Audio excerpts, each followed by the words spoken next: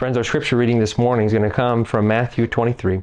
And it begins, "Then Jesus said to the crowds and to his disciples, the scribes and the Pharisees sit on Moses' seat.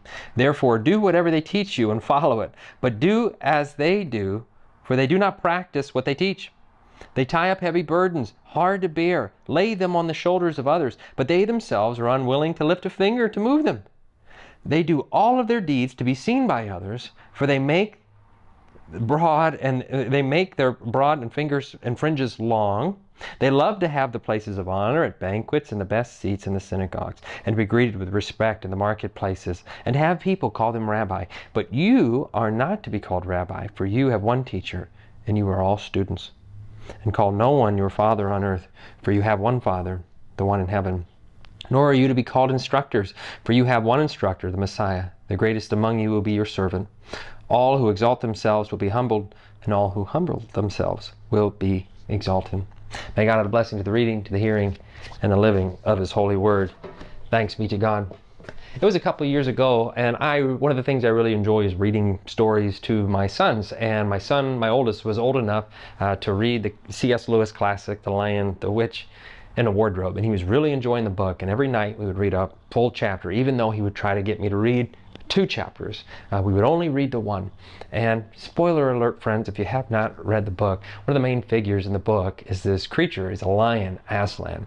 And Aslan is the one who's going to come and kind of bring peace to this land and finally vanquish evil. And so there's this part in the book, though, where, of course, the main characters and Aslan get into a bit of trouble. And the evil characters in the book capture Aslan. Actually, Aslan gives himself up, and he is sacrificed on this stone table. And it's a really moving portrayal of what happens as this one, the lion, who has all this love for all the creatures of the forest, come in here and gives his life up. Sound familiar? C.S. Lewis did that on purpose. And it gives his life up for everybody in Narnia. And it's a really moving kind of tale, a little bit graphic, but really, really kind of moving story of someone giving their life. And I remember reading this chapter. I was a little nervous about reading it. I was really into reading it. When I finished the chapter, I remember finishing that section, and then I looked down at my son, who was then 8 years old, and tears streaming down his face. He was the hero of the book, and to him, that had to have been the last chapter of the book, and it just absolutely crushed him. And he didn't ask for another chapter.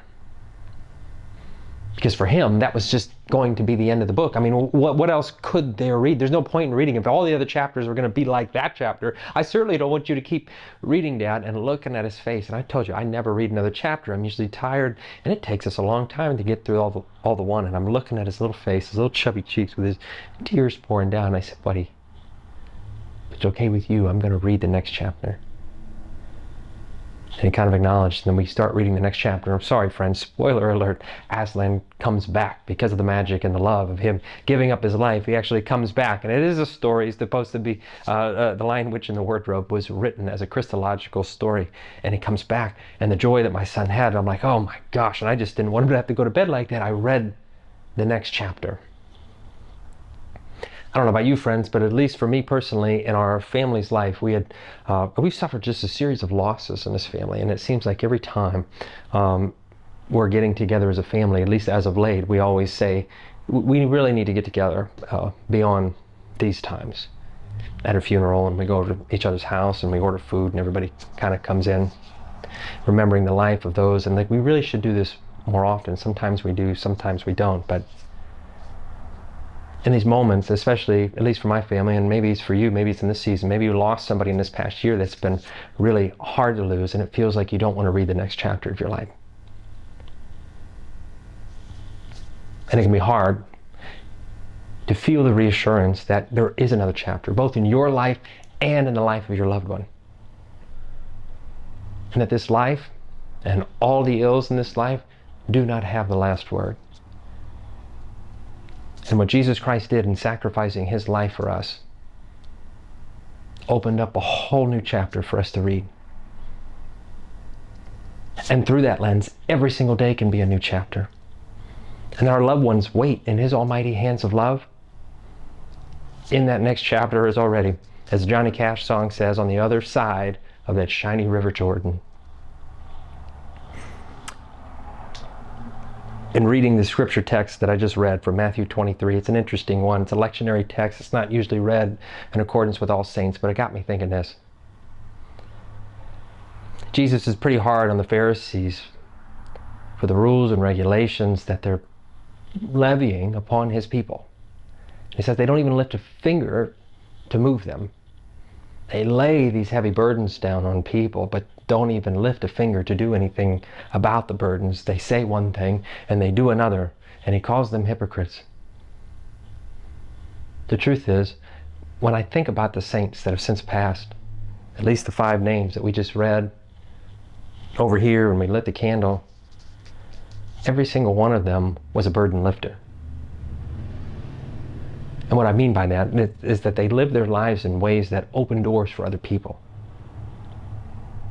Ernest Robertson, the one that I had just named, was in church here every Sunday. Not only was he in church here every Sunday, he was in our free store and fresh market every single day, literally lifting produce boxes into our free store and our fresh market so that other people could have healthy food to eat in their homes.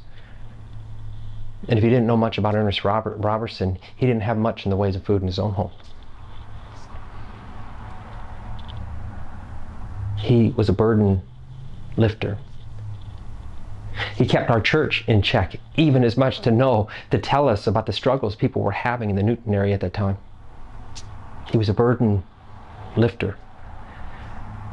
And that even in the end, when I would visit him in the hospital and he was there, and he had issues with his legs, and if anybody who knew Ernest really loved walking everywhere. And even though I would pass him on West Tusk as he was on his way here to the church to lift more produce boxes, and his leg hurt, and I say, "Bo, do you want to ride to the church?" And he said, "No, I got it. It's a beautiful day." That he never lost a step, he never lost his whistle, and he never lost his smile. Because he really believed that through his perpetual optimism, even in the face of great challenges in his life and in the challenges of others, that he could lift one's burden with a song, with a smile, and hope that this chapter that you're reading right now is not the last one. And that in Jesus Christ there is always another chapter for you and for ones who've since gone on. So I hope that you can take those times, and maybe you have somebody in your life who lived and made life easier, open doors for you, lift burdens for you, so that you could come and know the Lord, or maybe open doors for you to create opportunities for you in this world, who lifted you up, cared for you, loved you in spite of their own challenges. That's where we find God in this world, in those acts of kindness and love.